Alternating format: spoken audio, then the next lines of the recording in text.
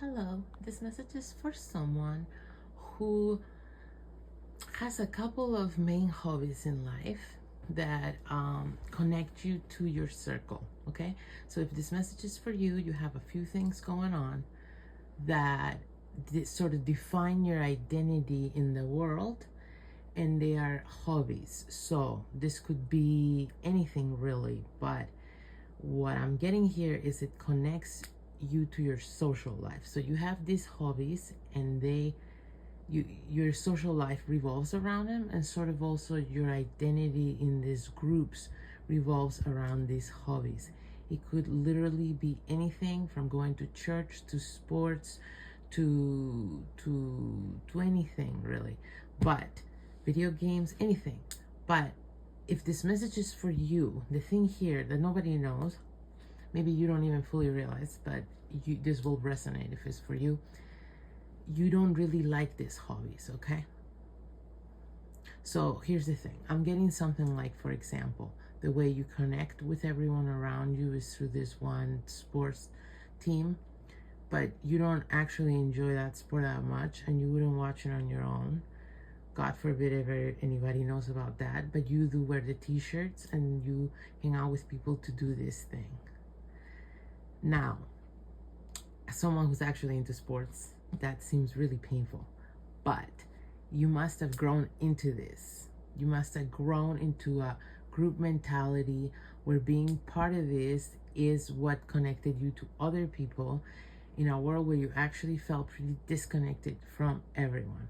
The problem with this, I mean, it doesn't seem like a big problem to you probably, because you're like, well, I'm just not into them as much as they're into them, but I still, root for them, it's fine. And then every Sunday I hang out with my family and it's about this and it's fine.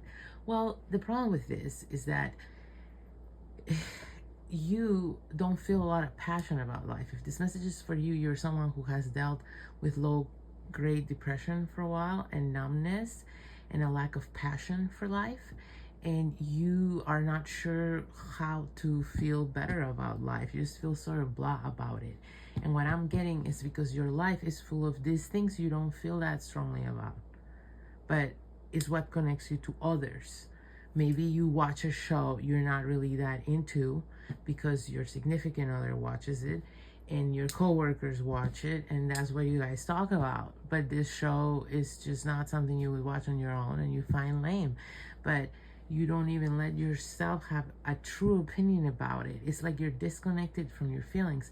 And the problem with that is that it's extended because you've made a lifestyle out of it, and you've built entire relationships on this, I'm not gonna say false notions, because you're just trying to be easygoing, but remain connected to people in a world where it's hard to be connected to people. But here's the problem. Over time, this has really eroded your sense of self and your ability to discern when you're into something or you're not. And you've learned to numb your feelings about things and your opinions. And so maybe if this message is for you, you also find yourself in situations where you have a hard time making choices and decisions and picking things out, okay? Maybe you're a person who can't figure out dinner. Maybe you're a person who can't figure out what they want. Maybe you can't even figure out what you want to wear. This is because you've accustomed yourself, you've made yourself used to numbing out your emotional guidance system to not feel, awful watching that one show that you don't really like, but you watch every week and everyone talks about constantly. It's too much for you to stand up and say, I don't like this show. You fear what it would do to your relationships.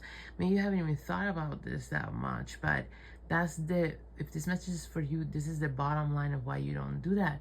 Because you feel like, what is my interest even? Like if someone asks you, okay, so if you don't want to watch this show, what do you want to watch? You don't know what you want to watch because you haven't allowed yourself enough space and enough freedom of feeling to figure out what you like, okay? So you're just going with the flow of what people around you like in order to fit in and not feel all alone, which is valid, okay? don't be hard on yourself about it. But if you want to feel better and feel more passionate about life and find more meaning in life, you're gonna have to start becoming aware of your feelings. So if you don't like something, allow yourself not to like it. Allow yourself to be over things. It's okay if you were 20 years watching this show and now you're done. It's okay.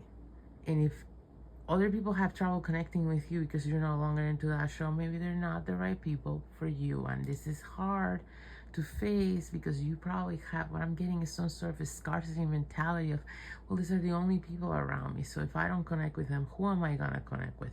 You know, the only reason you're afraid of loneliness is because you already feel so lonely within yourself.